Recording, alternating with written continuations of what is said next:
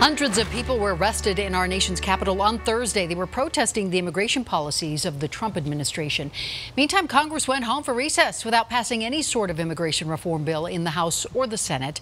And that means they'll now have to wait until at least mid-July before getting back to work on an immigration fix. And many Coloradans are applauding the U.S. Senate's decision to legalize hemp as part of the 2018 Farm Bill. Danny Billings is one of the farmers who will benefit from hemp being removed from the list of controlled substances. Her hemp farm is used to make clothing and wellness products, and she says hemp has several other benefits too. The perfect protein for the human body. It revitalizes the soil, it cleans the air, and it takes out radiation. It's a super fiber, it's a superfood, it's a super nutrient. This product doesn't get anybody high at all in any sort of way, shape, or form.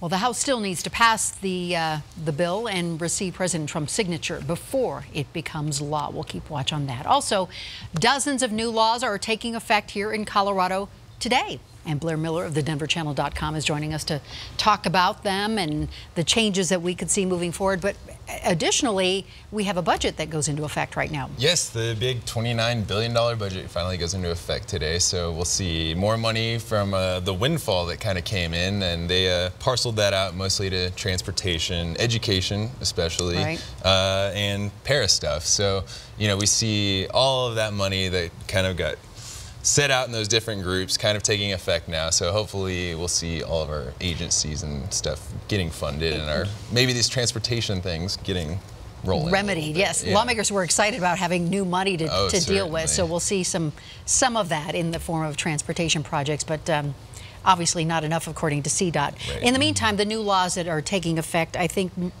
first and foremost, since we are in high fire season right now, one dealing with campfires, right? Right. A big one that they wanted to address this year after a lot of campfire caused wildfires last year was increasing the penalties for people who are basically leaving campfires unattended while they're camping, which we see constantly here.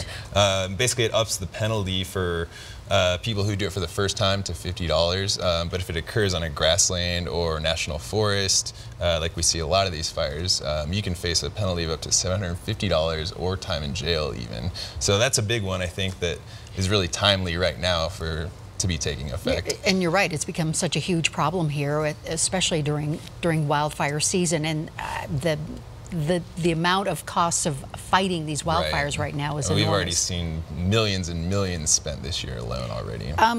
Swatting is also an issue that came up before the legislature this year. What did they do about that? Yeah, you know, swatting, it's one of these things that's kind of become a new phenomenon in the past couple of years of people basically, you know, calling a SWAT team on someone they don't like. Kind of like a prank, right? Yeah, a prank, but, you know, it's put people's lives in danger. It's killed people. A man in Kansas last year, I believe, got killed when that happened. And so basically, yeah, they increased the penalty from $5,000 to doing this to $750,000. So I think they hope that it's going to be a real deterrent, knowing that, you know, you're going to basically spend the rest of your life paying this fine if you do something like that. And then from swatting to squatting is another issue that the lawmakers felt they needed to deal with. Yeah, you know, I think this has kind of popped up with, you know, we've obviously seen a lot more rentals all across the Front Range, you know, as people can't really buy, but also Airbnbs and short-term rentals where people are kind of setting up shop there and then just staying. And then you can't get rid of them. Right, and then if you're the owner there, you know, you're kind of stuck with it because of the way that some of the laws had been written. So now, with this new law, it gives basically property owners the right to file a complaint with the police, gives the police basically more leeway to go in and actually remove those people, evict those people. So, and essentially, you know, make the property owners have the upper hand again. And so, but at the same time, there is also the risk that people are lying about it to try and get, you know, renters or Airbnb renters who they don't like out of there so they can bring someone else in.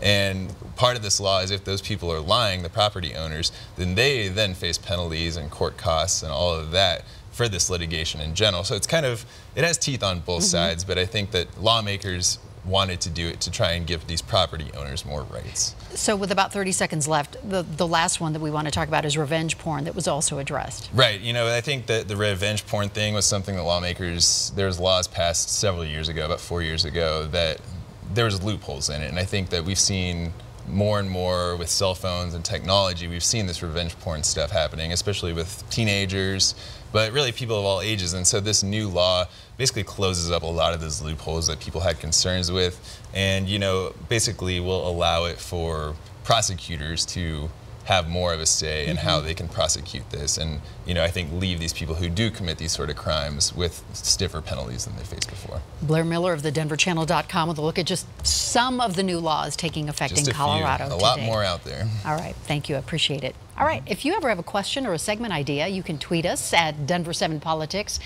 And you can always watch today's segments anytime at thedenverchannel.com/Politics Unplugged.